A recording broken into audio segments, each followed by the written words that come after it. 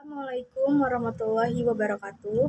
Perkenalkan, nama saya Zelvia Rahmawati Saputri dengan NIM 122150014 dari Program Studi Teknik Geologi Angkatan 2022, ingin menjawab soal ujian tengah semester mata kuliah Paleontologi bulan Oktober tahun 2023.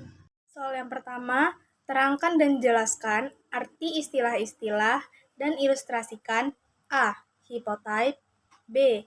Bioconus, C. Thanatoconus, D. Penggantian atau replacement, E. Rework fossil, dan apa artinya dalam geologi. Yang pertama, hipotype. Hipotype merupakan istilah yang digunakan untuk menjadi spesimen pengganti jika spesies asli rusak ataupun hilang, namun sudah diketahui bentuk gambarnya. Ilustrasinya seperti seorang geolog yang menemukan fosil spesies batu di suatu lokasi, namun spesies asli ditemukan oleh peneliti sebelumnya yang telah hilang atau rusak. Oleh karena itu, geolog tersebut menggunakan fosil temuannya sebagai hipotype untuk spesies baru.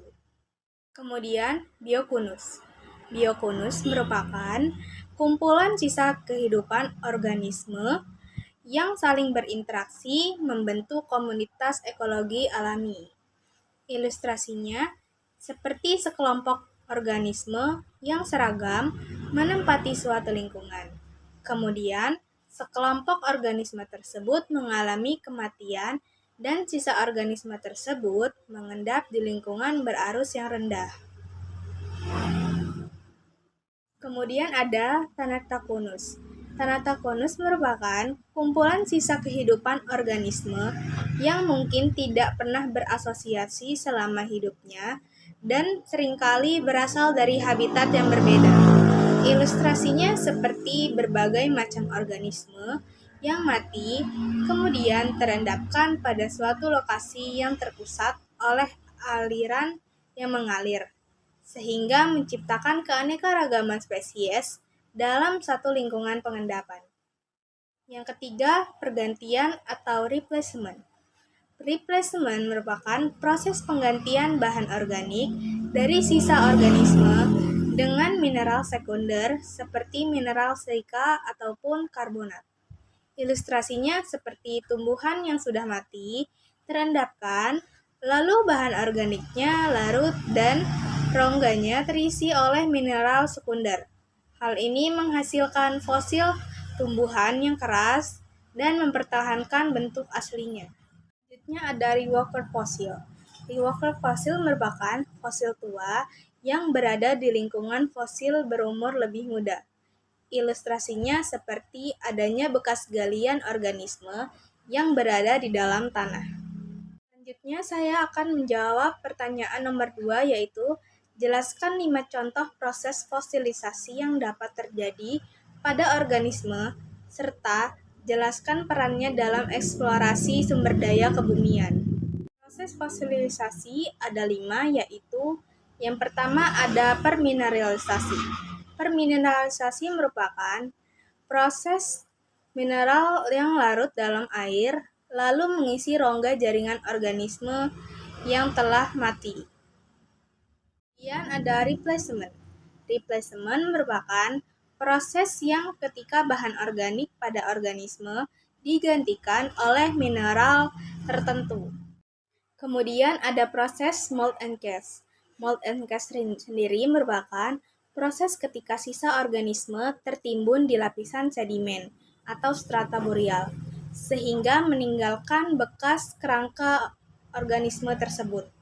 Selanjutnya, kerangka tersebut terisi oleh mineral sehingga membentuk bentukan organisme asalnya. Kemudian ada karbonisasi. Karbonisasi ini merupakan proses ketika sisa organisme tertimbun di lapisan sedimen yang kaya akan karbon, sehingga menghasilkan fosil yang tipis dan rapuh. Kemudian yang terakhir ada rekristalisasi. Rekristalisasi merupakan proses yang terjadi ketika mineral dalam organisme mengkristal selama jutaan tahun dan dapat merubah komposisi dan struktur mineral pada organisme tersebut. Selanjutnya, peran proses fosilisasi dalam eksplorasi sumber daya kebumian adalah mengungkap sejarah kehidupan, menentukan usia batuan, dan sebagai indikator sumber daya alam.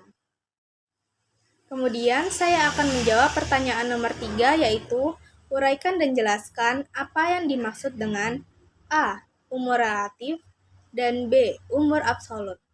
Yang pertama, umur relatif. Umur relatif digambarkan seperti prinsip superposisi, yang dimana berkaitan dengan kejadian yang terjadi pada suatu batuan. Namun, harus ada batuan yang lebih terdahulu, sehingga umur relatif mengarah kepada kejadian atau urutan kejadian. Selanjutnya ada umur absolut. Umur absolut ini mengarah kepada waktu kejadian, seperti punahnya dinosaurus pada 65 juta tahun lalu. Selanjutnya saya akan menjawab pertanyaan nomor 4, yaitu uraikan dan jelaskan hubungan antara paleontologi dengan bagian atau bidang-bidang lain dalam geologi dan ilustrasikan. Yang pertama ada di bidang stratigrafi. Stratigrafi adalah studi tentang urutan dan hubungan antara lapisan batuan di bumi. Paleontologi digunakan untuk stratigrafi untuk menentukan usia batuan berdasarkan fosil yang ditemukan di dalamnya. Kemudian ada bidang sedimentologi. Sedimentologi adalah studi tentang endapan sedimen di bumi. Paleontologi digunakan dalam sedimentologi untuk mempelajari organisme yang hidup di lingkungan sedimen dan bagaimana organisme tersebut mempengaruhi pembentukan endapan sedimen. Selanjutnya ada di bidang geologi ekonomi. Geologi ekonomi adalah studi tentang sumber daya alam di bumi, seperti minyak bumi, gas alam, dan mineral.